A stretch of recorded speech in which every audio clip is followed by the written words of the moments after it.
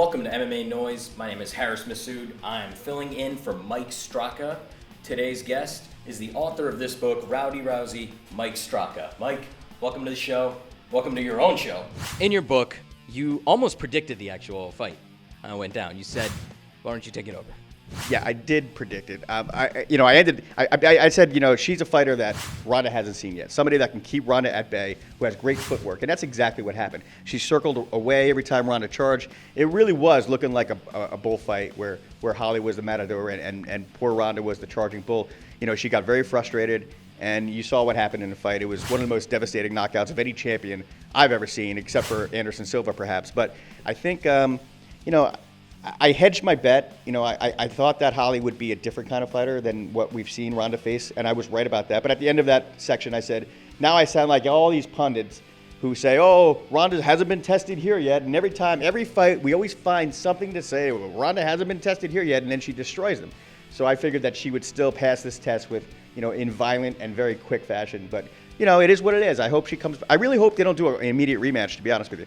Let Holly take another fight. Let Holly defend her title once, and then maybe against Misha. Who knows? And then Ronda, when she comes back, she's got to, first she's got to heal up. Then she's got to do her movies. Then she's got to train. And if Holly still has the belt by then, well, then they have a rematch. If not, then Holly can work her way back up because Ronda will win whoever's there. So since the loss, Ronda's been laying low. When do you think she's going to resurface back into the media, back into the public eye? Probably when her face goes down. It's very difficult for somebody who's, the amount of vitriol that went her way, I can't even believe what people said about Ronda after she lost. Like forget about everything else that happened in her career. Forget about that. Holly Holm wouldn't even have a job without Ronda Rousey. All these people suck, man. They fucking suck. Okay, let's talk about Ronda's, in your opinion, her greatest moment. I think her greatest moment in a fight game is the day she convinced Dana White to open up a women's division in the UFC. That's Ronda Rousey's greatest moment, and that's her real legacy. No matter what happens when she comes back, if she even does come back, it doesn't matter.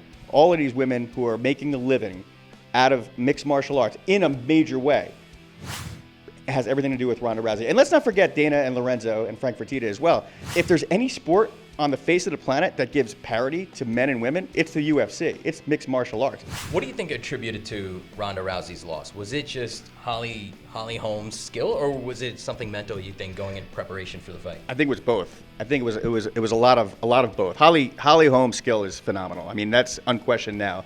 Her last two fights were pretty lackluster. They weren't impressive at all. And when I heard that Holly was getting the title fight, I thought that Ronda was just going to walk right through her. But the amount of media and the amount of attention that Ronda did to promote this fight, not just this fight, but don't forget she had a best-selling autobiography that came out over the summer. The movie Entourage came out over the summer, which she was promoting at Cannes Film Festival. The movie Expendables 3 came out. She was in that. She was going around the world promoting all of these films that she was in. And I was very concerned that she wasn't training as hard as she should have been training. And I think a lot of that goes to her training camp's fault. I don't like pointing fingers, and we've heard all of this stuff, fire Edmund. I don't think that's necessary. But I do think, Faraz Zahabi never let George do anything while George St. Pierre, never while they were in training. And I know guys that don't even answer the phone during training. Uriah Hall, even if I'm writing a UFC.com column, he won't pick up the phone. I'd call his manager, listen, I got to write a column for his next UFC fight for UFC.com. And Uriah's like, I'm not doing any interviews while I'm training. Sorry.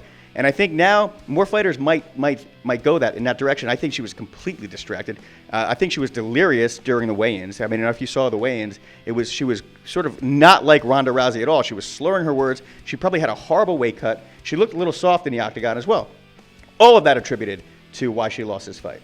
What would you say to Ronda if you saw her today? Can I have an autograph? Can you sign my book? Where can we find that book?